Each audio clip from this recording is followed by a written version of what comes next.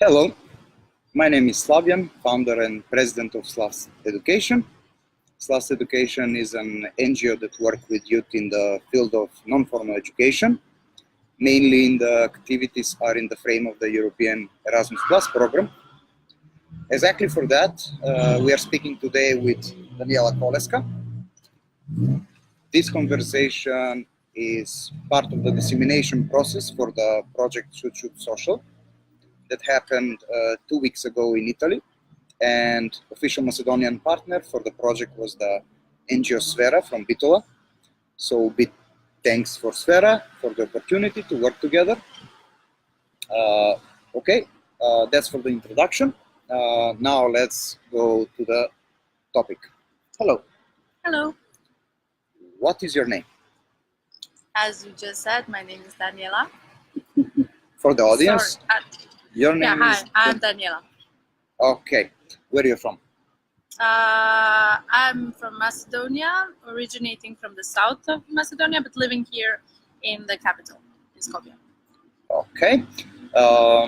Tell me, Daniela, more about you. What do you do in your life?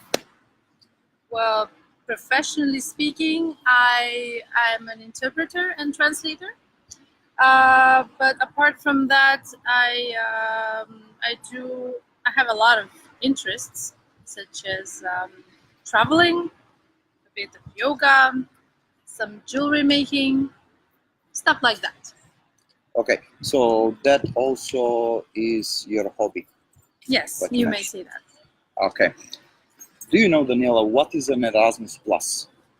Well, the Erasmus Plus is the European program for youth mobility, which enables a lot of young people to travel around Europe, across all European countries, and also youth workers to work with these young people in an informal way, the informal education. Mm-hmm. How did you find out about Erasmus Plus? Well, mostly through you and through participating in my first project with you and a few guys.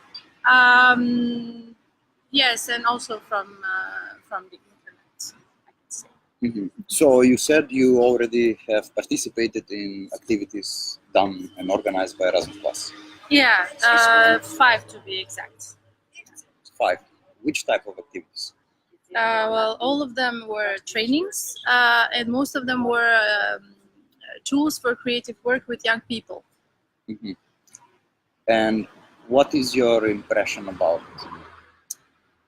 Well, the informal education in general, as opposed to the formal education, because I've also traveled within the formal education, I can say it's a much more fun and easy way to engage young people, to get interested about subjects that usually we're not very much aware about, and in a playful manner. So, and also it offers a wide variety of other things, such as meeting other impressive people, learning about other cultures, traveling a lot, and yeah.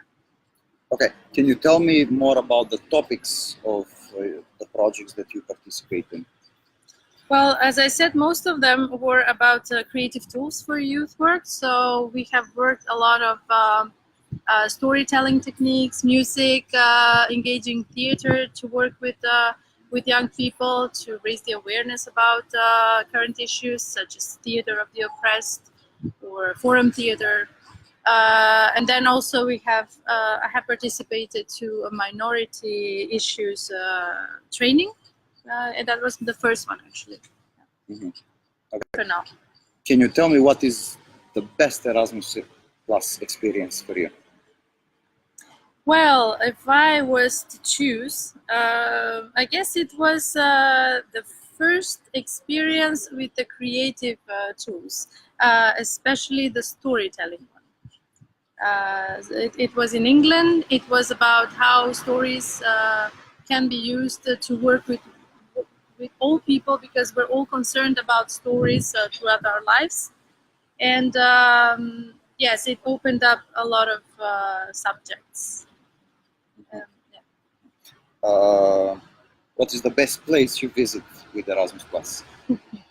since it's it's a funny one because most of these trainings were organized in one place. I have basically visited 2 countries through these Erasmus exchanges. So one of them is England, the other one is Turkey. I cannot decide which one is better because they're so different, and I had such a beautiful experience in both places. So please don't make me don't make me choose one. Okay, then what is the best thing in Turkey? Oh, I can say food. Okay, Yes. besides food, since it was last year and it was during the tourist season, if I may say, the sea, absolutely. The calm that comes from just sitting and watching the sea. Mhm. And what makes the England experience so great? Well, it's let's say the unusual way of so creative way of using these techniques, not just to work with young people, but also to work on yourself. It was a more of a holistic training. The place, it was set in a forest, the Forest of Dean, and the entire community there lived with a biodynamic agriculture. It's sort of raised the awareness about the food we eat, about the way we treat people and environment, along with the main topic of this training. So it was kind of holistic. So that's why it makes it so beautiful. And what will be the worst experience that you had in Erasmus Plus? The thing is, I haven't had any bad experiences. I can say that my last training, which was in the same place, was on theater, and I had already participated in such training before. So it kind of was a familiar ground for me, but there was nothing bad about it. And there were different people, different things happening along the training. So yeah. So you never missed a flight, lose luggage during traveling or experience like that? Not during Erasmus Plus trainings. Some other. There is time. Yeah. There is time. Well, it happens. It's been only a few now. So. Okay. Tell me, what is for you non-formal education? What it represents for you? Well, the non-formal education, as I said before, as opposed to the formal education, it's more creative, more playful. It enables you to open up like a person, not like everybody putting everybody in the same basket kind of education, which I still find is the formal one. So it doesn't put pressure on you to learn something by heart or to understand it in some way. It is more. It sort of invites you to open up and think about things that happen, current issues, but in a more playful way, and together with people that you don't know, but still you kind of connect with, just because of the methods it uses. If you have to change something in the Erasmus Plus program, what will that be? Well, so far I have been only to a few trainings, and I haven't had any problems, as you mentioned previously, with losing luggage or bad food or the treatment by the trainers. Everything was kind of very well organized, so I didn't have the reason to think about improving some stuff. So far, I can say that I'm still discovering this ground, and I hope I will have the opportunity to continue and do so. And maybe if I see something that doesn't work or doesn't, I see it doesn't fit when working with young people, then I think it's going to be an initiative for me to think about and maybe to do something about it, hopefully. Well, since I know that you have experience in formal education and you work as a teacher on university before that, do you think there is a space for cooperation between non-formal education and the formal education? Well, if we're talking about the education in Macedonia, especially on the level of the university, I think that there's still, at least at my university, there's still some space left for teachers to be able to introduce such methods, but it's on an individual basis, you know. I'm not sure if that can be introduced in a more formal way. It's kind of maybe contradictory what I'm saying. Formal education, informal methods introduced in a formal way. But why not? I would love to see that happening one day. So as a complementary education, let's say. So by you, all that happens of promoting non-formal education, informal education is done by individuals and their desire, but not as educational institutions, not as a program in Macedonia to make more popular this way of education.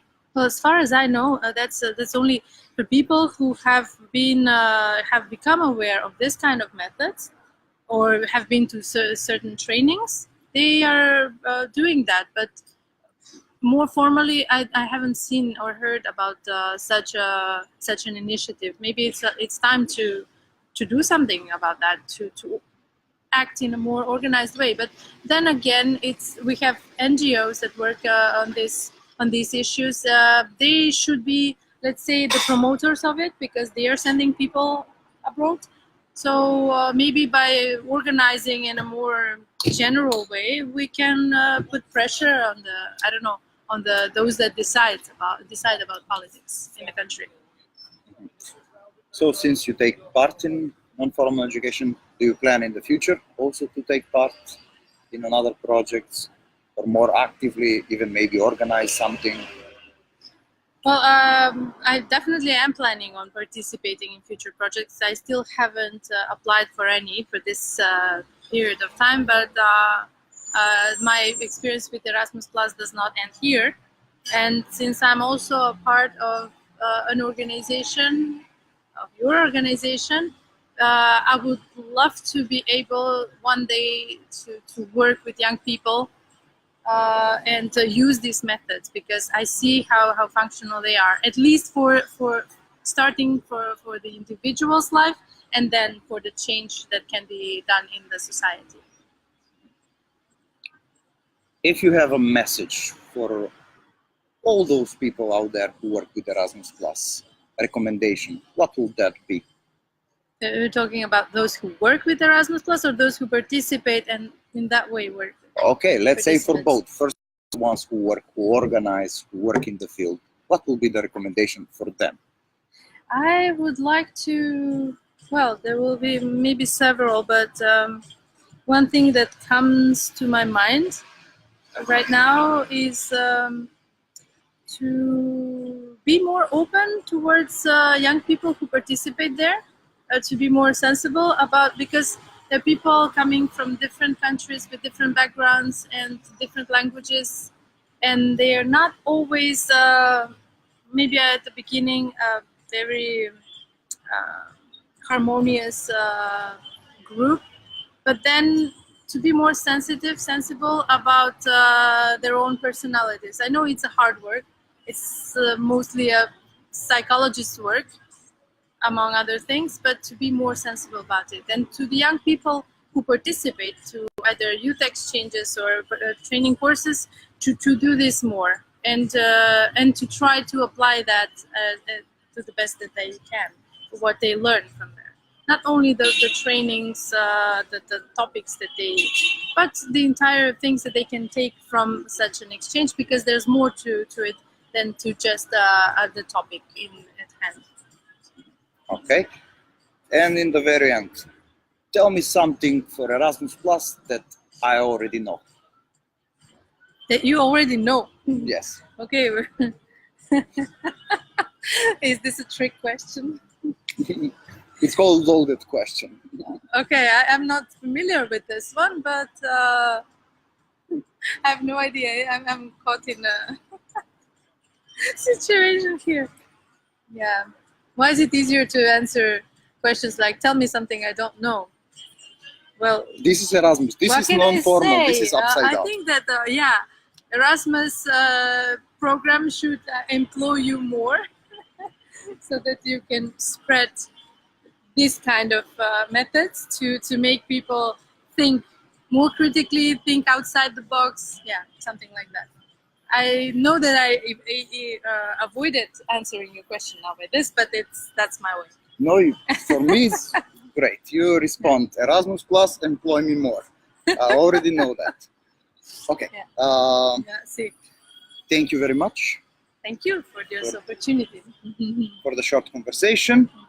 And this will be the end of the short interview about Erasmus Plus experience. We will have many in the future. Please follow SlasT Education and other NGOs working in this field. Click like over there and use the Erasmus Plus. It's made for you and for us. Thank you one more time again to Sfera from Vitolo for cooperation on this project, and for all of you watching out there, and see you next time. Bye. Samo sekunda. Esse é a